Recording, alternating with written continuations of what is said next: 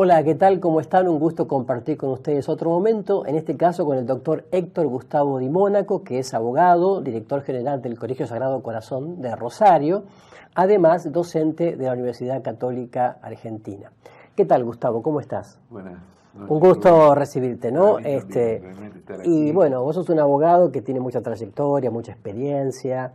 Y hay un tema que te quería preguntar, ¿no? El tema de los famosos derechos humanos, de los cuales tanto se habla, ¿no?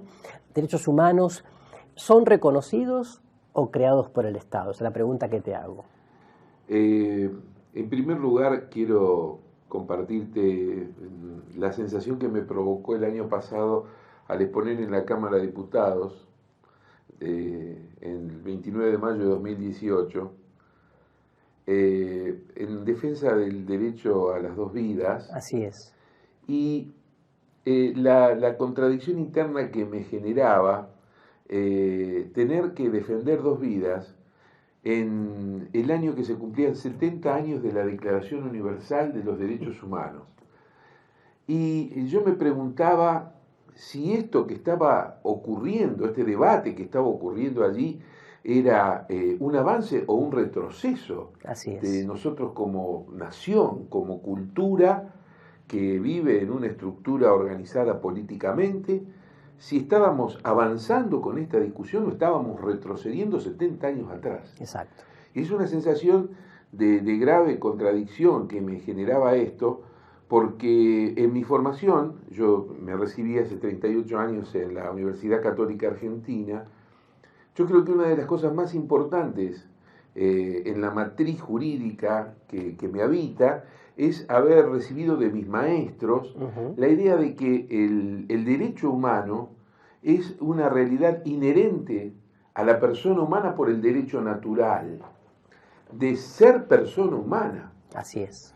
No es la resultante de una construcción social, de un momento histórico y político en la vida de un pueblo determinado. Claro.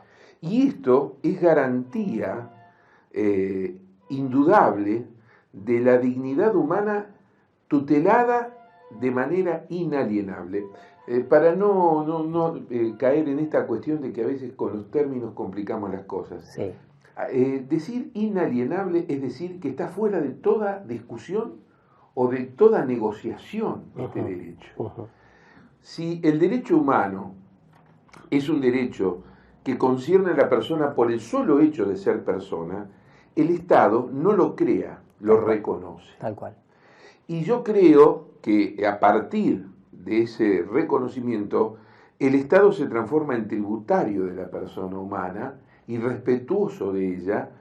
¿Y a partir de qué momento? A partir del momento que la persona humana empieza a ser persona humana con la concepción.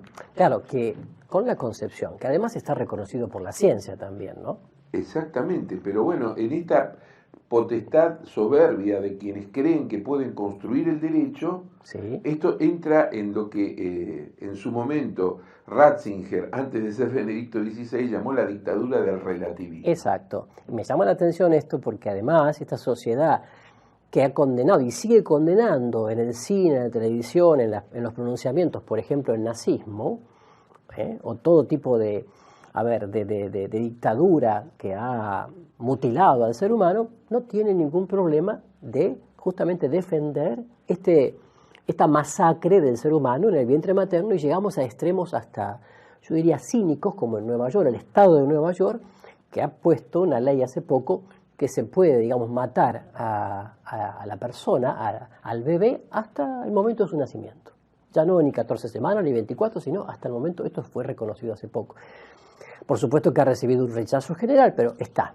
Entonces, evidentemente, esto que estás diciendo es muy importante. Nos han colonizado con el tema de los derechos humanos, pero nunca, como en estos tiempos, son vapuleados los derechos humanos. Y una de las cosas que a mí me llamó la atención en esta exposición sí, fue que resalté y generó en quienes se oponían a mi posición de defensa de las dos vidas grave rechazo, el nunca más del fiscal Estracera.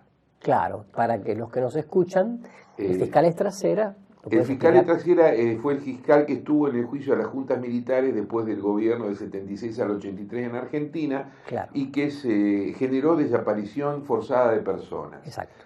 Ese nunca más. Ese fiscal. Es un fiscal que hace un alegato muy breve citando al Dante y citando esta expresión que la grita a la sociedad argentina. Nunca más. Nunca más, ¿en qué sentido? En que un hombre se pueda apropiar de la vida de otro hombre de manera arbitraria y por circunstancias voluntarias. Así es. La tutela a la persona humana, desde el momento de su concepción hasta su último hálito de vida, es una preocupación que el Estado debe honrar. Exacto. Yo creo que el error que se ha cometido para confundir esta cuestión es que nuestra preocupación estaba en ensañarnos con la penalización de la mujer que pide la práctica. Y nosotros en realidad no nos ensañamos con esa mujer, a la que incluso llamamos a misericordiar en el momento que tiene que debatirse frente a este drama, y que la sociedad le ponga un blindaje que la ayude a discernir que esa vida humana que ella va a proteger es una vida humana que puede significar un cambio en la historia. Claro, claro. Porque ningún ser humano para nosotros puede ser subordinado a la voluntad de otro. Y vos fijate una cosa, Rubén, y con esto quizá para mí es una síntesis muy importante. Ni aun aquellos más defensores de la posibilidad de que alguien pueda disponer de la vida de otro, si se tirara a la discusión la pena de muerte, estaría de acuerdo con la pena de muerte. Claro, justamente, la pena de muerte es rechazada prácticamente a nivel mundial, ¿no? Entonces, digo, si el que ultraja tiene todos los derechos que brinda la sociedad y el Estado de Derecho para poder ejercitar los derechos que la Constitución tiene, ¿cómo no va a tener ese derecho una persona en total y absoluto estado de indefensión, que la única defensa que tiene es el vientre de su madre? Claro, pero aquí entran muchos argumentos de tipo afectivo, emotivo, de los cuales podríamos hablar muchísimo, y que la sociedad toma como diciendo, y bueno, sí, tiene razón. Una de las cosas que vos dijiste es que, bueno, se penalizaba a la madre que abortaba, a veces por ignorancia o por presión. Esto ha cambiado en la legislación, ¿no? Sigue estando la excepción desde el año 1921 de que la mujer que recibe un ultraje no es penalizada en caso de que realice esta práctica. Lo que yo digo es que evidentemente tenemos tantos abogados penalistas, garantistas, que pueden pensar cómo sostener el reproche social manteniendo la dignidad de la mujer que vive este drama. Exacto. Para evitar que esta mujer pueda reincidir, pueda volver a estas prácticas, para evitar que pueda realizar la práctica, porque el derecho penal tiene una función tuitiva de la persona humana. Y cuidar a la persona que está al borde de cometer una acción que en su vida, porque esto del día después nadie habla, pero que en su vida va a dejar una marca indeleble, forma parte también de un derecho que el Estado tiene que garantizar, sostener y promover. Exacto.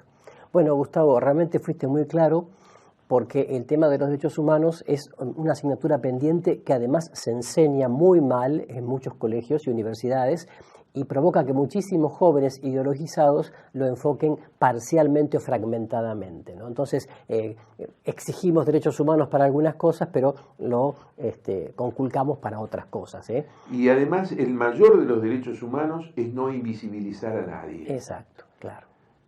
Exacto. Es no invisibilizar a nadie. Las mayores mutilaciones a los derechos humanos a lo largo de la historia se dan cuando se invisibiliza la persona humana y su posibilidad de ser considerado un ser con una dignidad inalienable. Muy bien, gracias Gustavo, también gracias a ustedes.